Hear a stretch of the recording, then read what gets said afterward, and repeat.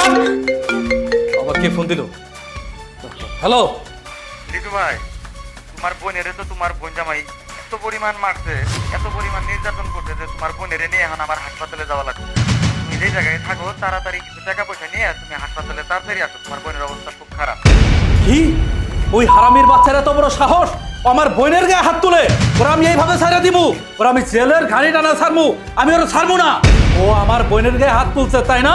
এর মজা আমি বুঝাই দিব। ওই ফকিন্নির বাচ্চার আমি ছাড়বো না। আমি এক্ষুনি আইতাছি।